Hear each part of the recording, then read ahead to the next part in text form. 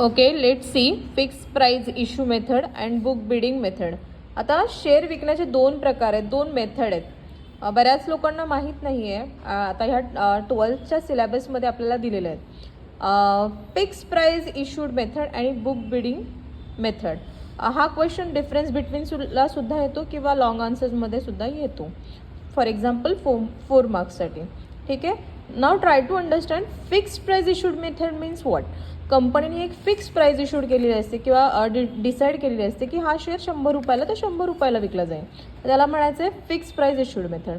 Under this method meaning under this method the issue price of shares is mention in the prospectus and investor have to buy share at the price only. म्हणजे जी mention केलेली असते प्रॉस्पेक्टसमध्ये इन्व्हेस्टरला decide केलेली असते त्याच ह्याच्यामध्ये आपण ती विकत घ्यायची. आता बिडिंग मीन्स बोली, निलाव लावणं एखाद्या गोष्टीचं. Under this method the price issue is determined by the bidding process. The investor are given price band are asked to bid at the price within the band. म्हणजे मिनिमम आणि maximum price सांगतात त्याच्यामध्ये तुम्ही bid करायचे. Price of share the exact price share is known advance it is mention in the book prospectus. म्हणजे आपल्याला ॲडव्हान्समध्ये माहिती असतं की हा शेअर किती रुपयाला विकला जाणार आहे. इथे तसं नसतं. इथे कमीत कमी कितीला विकला जाणार, जास्तीत जास्त किती रुपयाला विकला जाईल. The price of share is not known in advance, only minimum price and maximum price at which the company is willing to sell share is known as in advance. Prospectus company has to issue prospectus within detail information about the share. म्हणजे डिटेलमध्ये सांगितलं जातं प्रॉस्पेक्टसमध्ये. Okay, complete prospectus विकलं जातं इथे.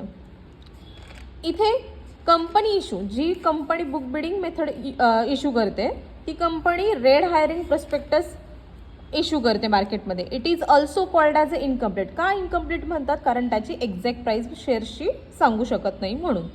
नाव determination of demand. आता determination of demand means आपल्या कंपनीला किती डिमांड आहे आपल्याला कसं कळणार. Company know the public demand for the it shares only after the closure of time.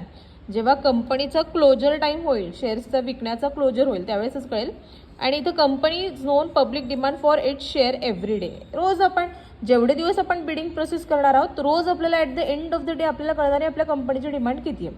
Maximum shares घेतले जात असतील, मॅक्झिमम रुपीजला घ्यावे लागत असेल तर आपल्या कंपनीची डिमांड जास्त आहे. Got it? What is fixed price issued method and what is book bidding method? Thank you.